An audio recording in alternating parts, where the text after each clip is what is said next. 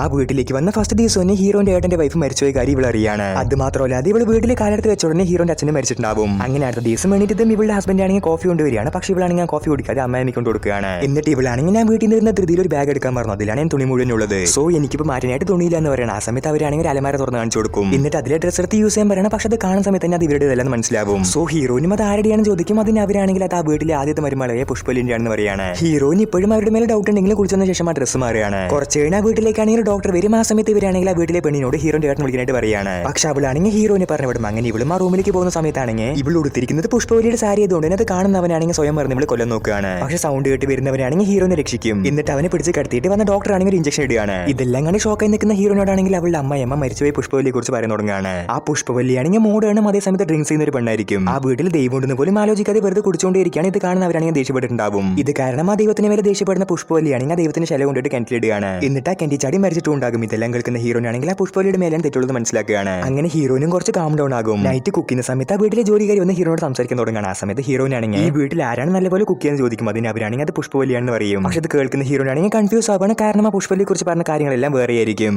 അതുകൊണ്ട് തന്നെ കാര്യങ്ങളെല്ലാം അവരോട് ചോദിക്കുകയാണ്. എന്നാൽ അപ്പോഴായിരിക്കും അവർ പറഞ്ഞ കാര്യങ്ങളെല്ലാം ആദ്യത്തെ കുറച്ച് ദിവസത്തേക്ക് മാത്രമായിരുന്നു എന്ന് പറയാ. പക്ഷെ അവളുടെ ഹസ്ബൻഡ് വേറെ പെണ്ണിനെ തേടി പോകാൻ തുടങ്ങി. അതുകൊണ്ട് തന്നെ പുഷ്പവല്ലി ദേഷ്യത്തിൽ ആ ദൈവത്തിന് കൊണ്ട് കിണറ്റിലോട്ടെന്ന് പറയാണ്. ഇവര് പറയുന്ന ഈ കഥയാണെങ്കിൽ ഇവൾക്ക് പുതിയതായിരിക്കും. ആ വീട്ടിലുണ്ടായിരുന്ന വേറൊരു മരുമകൾ സ്വയം തീ കൊളുത്തി മരിച്ചിട്ടുണ്ടാവും. അങ്ങനെ പുഷ്പവല്ലിയുടെയും ആ തീ കൊളുത്തി മരിച്ച മരുമകളുടെയും കഥയാണെങ്കിൽ ഹീറോയിന് കൺഫ്യൂസ് ആയിട്ട് മാറിയാണ്. ആ വീട്ടിൽ ഇപ്പോൾ മരുമകളാണെങ്കിൽ ഹീറോയിനായിരിക്കും. അടുത്തതായിട്ട് ഇവൾക്ക് സംഭവിച്ച താല്പര്യം ഉണ്ടെങ്കിൽ പാർട്ട് 3 കമന്റ് ചെയ്യുക.